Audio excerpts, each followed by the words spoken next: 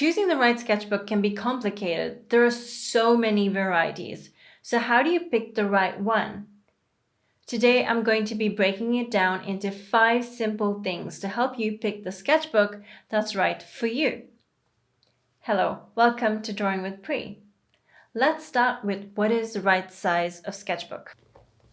I have 3 different sizes here of sketchbooks, and each of them for me have a different purpose. So for me, the largest sketchbook, I find that I like to use this indoors. I generally tend to use this in a studio setting. So I will use this particular sketchbook if I were doing a life drawing class or if I was sitting at my own desk. When I first wanted to get out and start doing some outdoor sketching, I picked this small sketchbook. I really liked it because it was easy to carry around and I could slip it into a purse, and I really enjoyed this particular sketchbook until I started to find that I did not have much space to move around my hand and I felt it was very restrictive.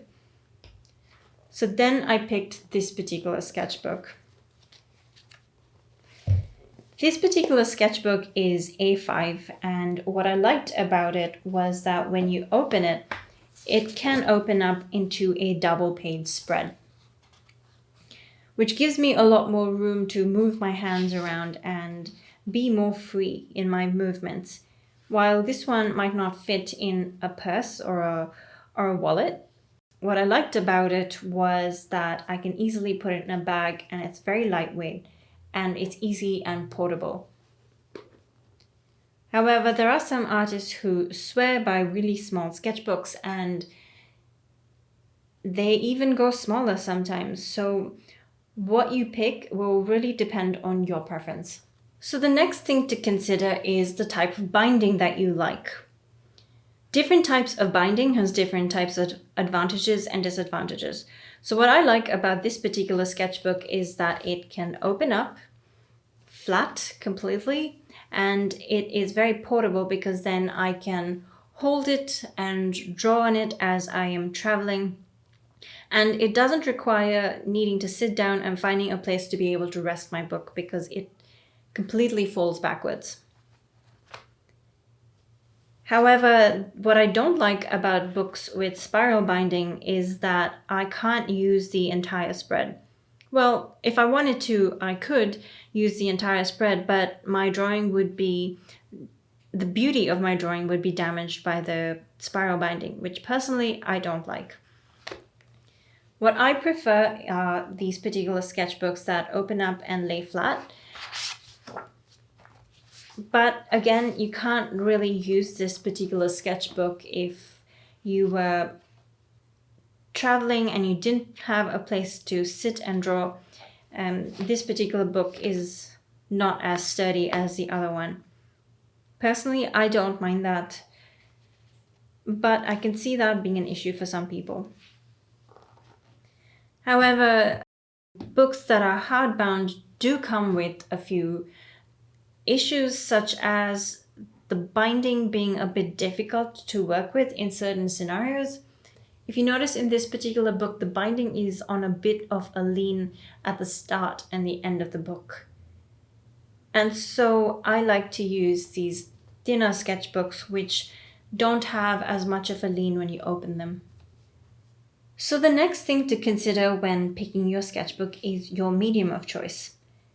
What is your favorite medium and what are you planning to draw? So in this particular sketchbook, the paper is 110 GSM.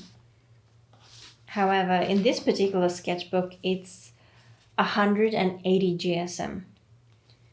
The thicker paper is a lot more versatile because in this particular sketchbook, I have been able to use colored ink, colored pencils, and water mediums.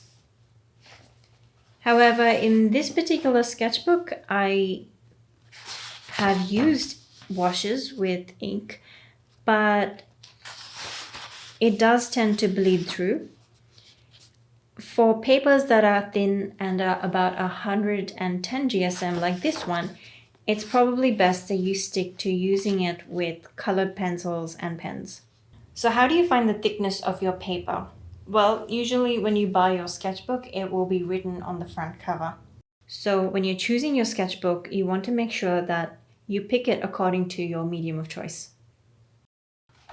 So the next thing that you want to consider when picking a sketchbook is the type of paper color and paper texture. I have 3 different examples here that I will explain to you why I like them for different reasons. Personally, I like to work with white or toned paper, but I'm pretty sure you're aware that different sketchbooks come in different colors. I've seen sketchbooks with blue paper. Personally, that's not for me, but I think that might work for some people. Your final output of your artwork will really depend on the type of paper that you use. And so if you have colored paper, be aware that you might have to work with opaque mediums, but even then, your paper color can make a huge difference to the final output of your artwork. Let's talk texture. Personally, I like to work with a medium to a smooth paper texture. I'm going to use this pencil to demonstrate some texture on these papers. Let's compare.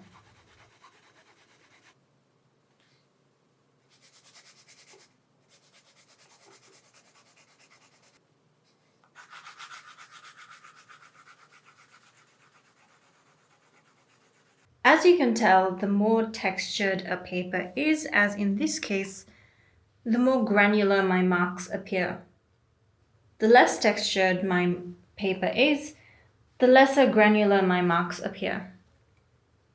Some watercolor artists prefer textured paper. Personally, I prefer a medium texture for even my watercolors, and some people like really textured paper for pastels and color pencils, but a medium to a smooth texture is my preference. Another way that people might refer to texture of a paper is called the tooth of the paper. Another thing to consider when looking for your sketchbooks are the type of paper that it has. Paper that is acid-free tends to last the test of time and does not yellow. So the final thing to consider is budget considerations. How much are you willing to spend on a sketchbook? This particular sketchbook over here, I paid $2 for it. This particular sketchbook here, I paid $22 Australian dollars from Jackson's. Branded, not branded.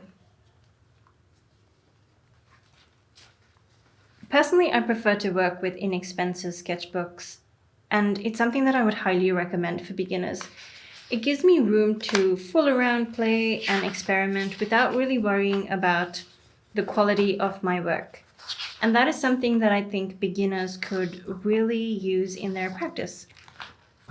Just be able to work in your sketchbook without really worrying about the outcome of your work is a very freeing experience.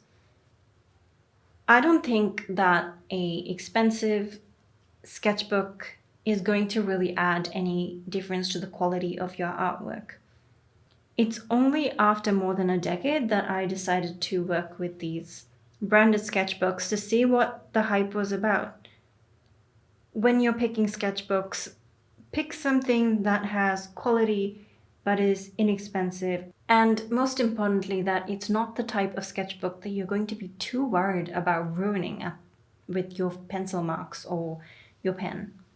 Pick a sketchbook that you are going to be free with to experiment and have fun. So in conclusion, what I want you to take away is that yes, choosing the right sketchbook is very important, but what's more important is embracing making mistakes. If you've learned something, as always, you know what to do. Please like and subscribe to support my channel. And I will see you in the next one. Bye for now.